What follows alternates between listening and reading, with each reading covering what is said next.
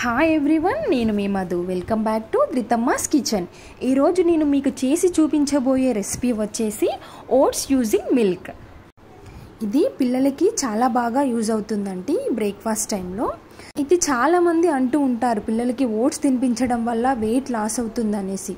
అది ఒక misconception లాంటిదండి.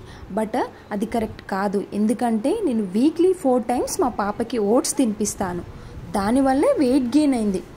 So ఇదంతా నేను మీతో ఎందుకు షేర్ చేసుకుంటున్నానంటే, ఇప్పుడు నేను చేయబోయే ఓట్స్ రెసిపీ పిల్లలకి చాలా హెల్దీ, క్విక్గా ప్రిపేర్ చేసుకోవచ్చు.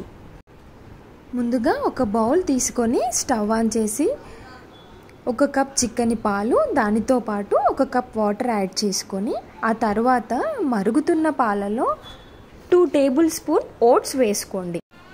కొద్దిసేపు ఓట్స్ మరిగాక దాంట్లో నేను ముందుగా ప్రిపేర్ చేసుకున్న డ్రై ఫ్రూట్స్ పౌడర్, అది నేను ప్రీవియస్గా ప్రిపేర్ చేసుకొని పక్కన పెట్టుకున్నానండి. మా పాపకి నేను అన్నిట్లో దాన్ని యూజ్ చేస్తాను. మీకు పైన చూపించిన ఫోటో ఉంది కదా, అలాంటి అన్ని డ్రై ఫ్రూట్స్ నేను మిక్స్ చేసి పౌడర్ చేసుకున్నాను. దాన్ని 1 టేబుల్ స్పూన్ అందులో యాడ్ చేసుకోండి. అలా కొద్దిసేపు మరిగాక అది ఆ కన్సిస్టెన్సీ అనేది కొంచెం చిక్కగా రావాలి.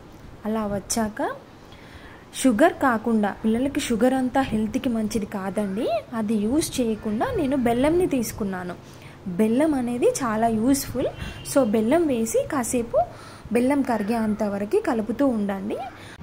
ఆ తర్వాత స్టవ్ ఆఫ్ చేసి ఒక బౌల్లోకి సర్వ్ చేసుకోండి. Thank you.